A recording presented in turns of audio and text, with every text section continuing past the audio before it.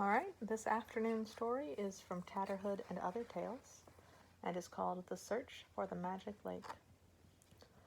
Long ago, there was a ruler of the vast Inca Empire who had only one son. This youth brought great joy to his father's heart, but also a sadness, for the prince had been born in ill health. As the years passed, the prince's health did not improve, and none of the court doctors could find a cure for his illness. One night the aged emperor went down on his knees and prayed at the altar. "O great ones," he said, "I am getting older and will soon leave my people and join you in the heavens. There is no one to look after them but my son, the prince. I pray you make him well and strong, so he can be a fit ruler for my people.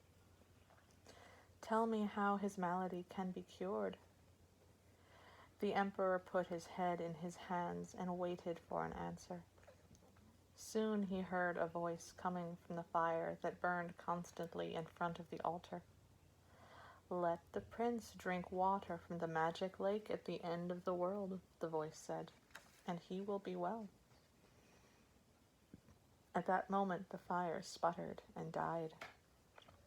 Among the cold ashes lay a golden flask. But the emperor was much too old to make the long journey to the end of the world, and the young prince was too ill to travel. So the emperor proclaimed that whoever should fill the golden flask with the magic water would be greatly rewarded. Many brave men set out to find the magic lake, but none could find it. Days and weeks passed, and still the flask remained empty. In a valley some distance from the emperor's palace lived a poor farmer who had a wife, 2 grown sons, and a young daughter. One day the older son said to his father, "Let my brother and me join in the search for the magic lake. Before the moon is new again, we shall return and help you harvest the corn and potatoes." The father remained silent. He was not thinking of the harvest, but feared for his son's safety. When the father did not answer, the second son added, "Think of the rich reward, father." "It is their duty to go," said his wife, "for we must all try to help our emperor and the young prince." After his wife had spoken, the father yielded. "Go if you must, but beware of the wild beasts and evil spirits," he cautioned. With their parents' blessing and an affectionate farewell from their young sister, the sons set out on their journey. They found many lakes, but none where the sky touched the water. Finally, the young brother said, "Before another day has passed, we must return to help father with the harvest." "Yes," agreed the other, "but I have thought of a plan. Let us each carry a jug of water from any lake along the way. We can say it will cure the prince. Even if it doesn't, surely the emperor will give us a small reward for our trouble." "Agreed," said the younger brother. On arriving at the palace, the youths told the emperor and his court that they brought water from the magic lake. At once the prince was given a sip from each of the brothers' jars, but of course he remained as ill as before. "Perhaps the water must be sipped from the golden flask," one of the high priests said. But the golden flask would not hold the water. In some mysterious way, the water from the jars disappeared as soon as it was poured into the flask. In despair, the emperor called for his magician and said to him, "Can you break the spell of the flask so the water will remain for my son to drink?" "I cannot do that, your majesty," replied the magician. "But I believe," he added wisely, "that the flask is telling us that we have been deceived by the 2 brothers. The flask can only be filled with water from the magic lake." When the brothers heard this, they trembled with fright, for they knew their falsehood was discovered. So angry was the emperor that he ordered the brothers thrown into chains. Each day they were forced to drink water from their jars as a reminder of their false deed. News of their disgrace spread far and wide. Again, the emperor sent messengers throughout the land, pleading for someone to bring the magic water before death claimed him and the young prince. Sumac, the little sister of the youths, was tending her flock of llamas when she heard the sound of the royal trumpet. Then came the voice of the emperor's servant with his urgent message from the court. Quickly, the child led her llamas home and begged her parents to let her go in search of the magic water. "You are too young," her father said. "Besides, look at what has already befallen your brothers. Some evil spirit must have taken hold of them to make them tell such a lie." And her mother said, "We could not bear to be without our precious Sumac." "But think how sad our emperor will be if the young prince dies," replied Sumac. "And if I can find the magic lake, perhaps the emperor will forgive my brothers and send them home." "Dear husband," said Sumac's mother, "maybe it is the will of the gods that we let her go." Once again, the father gave his permission. Sumac was overjoyed and went skipping out to the corral to harness one of her pet llamas. It would carry her provisions and keep her company.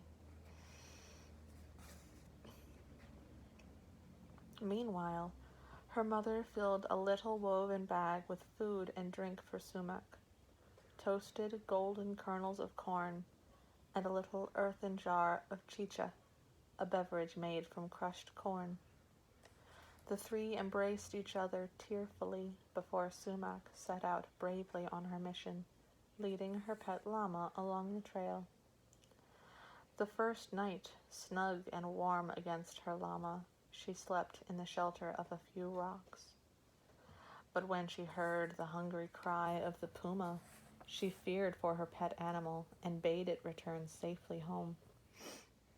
The next night, she spent in the top branches of a tall tree, far out of reach of the dreadful puma. She hid her provisions in a hole in the tree trunk. At sunrise, she was aroused by the voices of gentle sparrows resting on a nearby limb. "Poor child," said the oldest sparrow. "She can never find her way to the lake."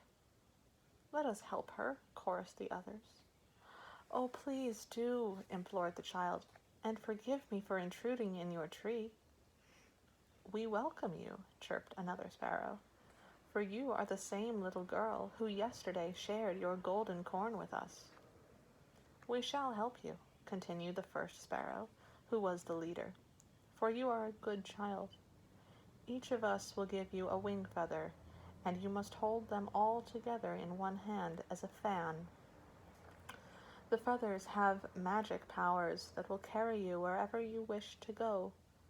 They will also protect you from harm." Each sparrow then lifted a wing, sought out a special feather hidden underneath, and gave it to Sumac.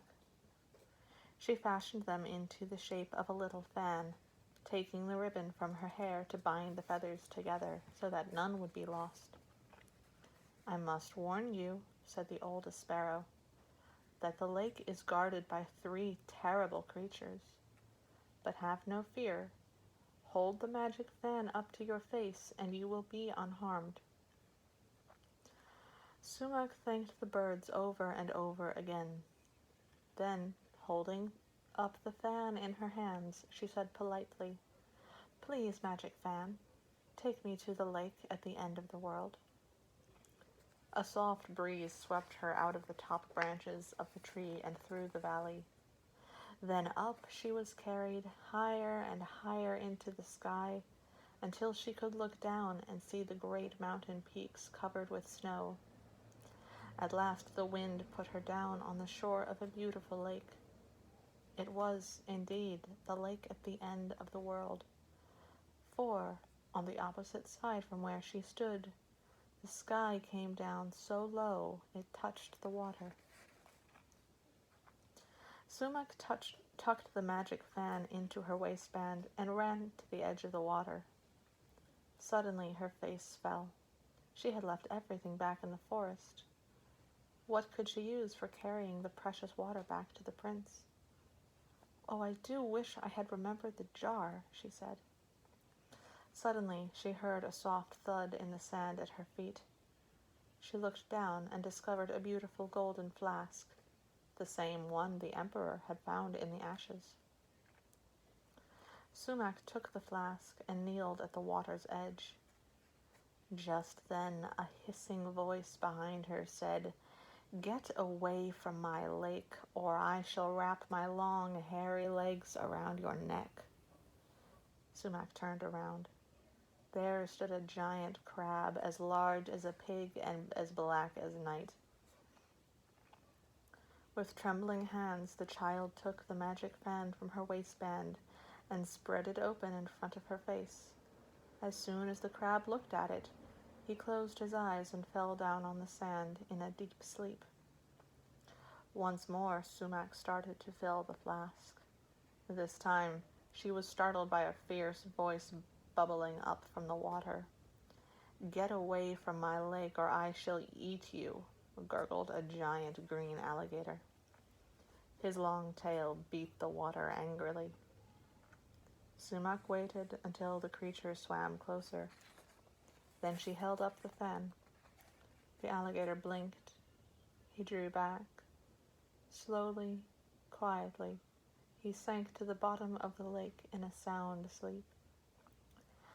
Before Sumac could recover from her fright, she heard a shrill whistle in the air. She looked up and saw a flying serpent. His skin was as red as blood. Sparks flew from his eyes. "Get away from my lake, or I shall bite you," hissed the serpent, as it batted its wings around her head. Again, Sumac's fan saved her from harm. The serpent closed his eyes and drifted to the ground. He folded his wings and coiled up on the sand. Then he began to snore. Sumac sat for a moment to quiet herself.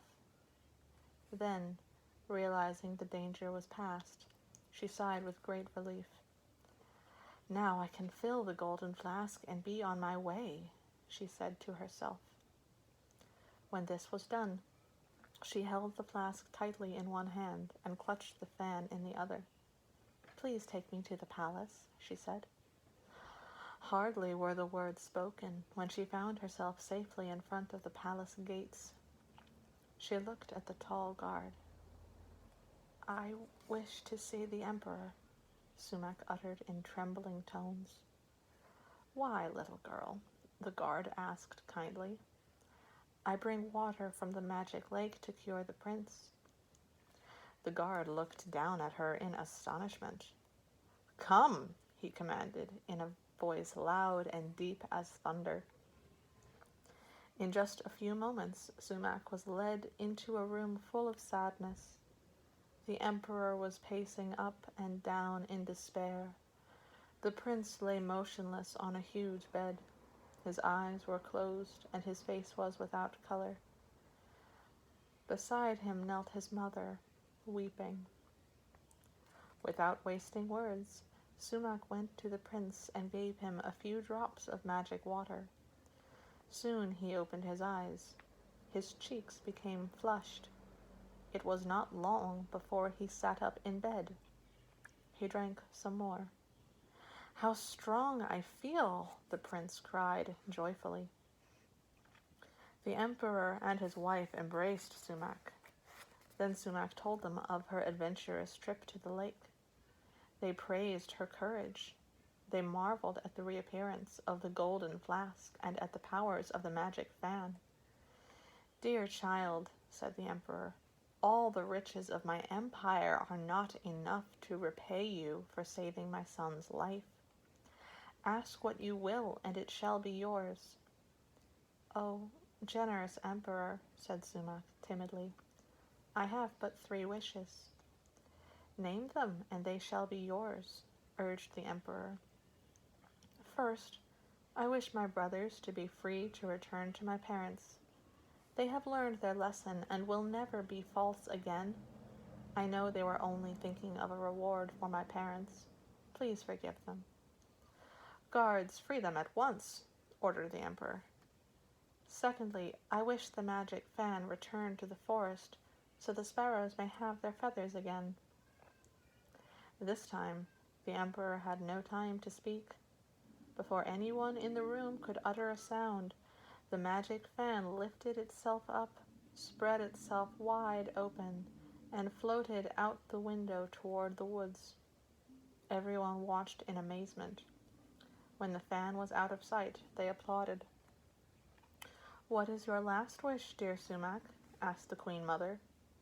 I wish that my parents be given a large farm and a great flock of llamas, vicuñas, and alpacas, so they will not be poor any longer. It will be so, said the Emperor, but I am sure your parents never considered themselves poor with so wonderful a daughter.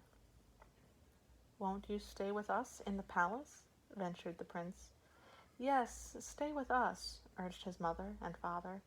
We will do everything to make you happy. Oh, thank you, said Sumac happily. But I must return to my parents and my brothers. I miss them, as I know they have missed me. They do not even know I am safe, for I came directly to your palace. The royal family did not try to detain Sumac any longer. My own guard will see that you get home safely, said the Emperor. When she reached home, she found that all she had wished for had come to pass. Her brothers were waiting for her with their parents. A beautiful house and a huge barn were being constructed. Her father had received a deed granting him many acres of new, rich farmland. Sumac ran into the arms of her happy family. The end.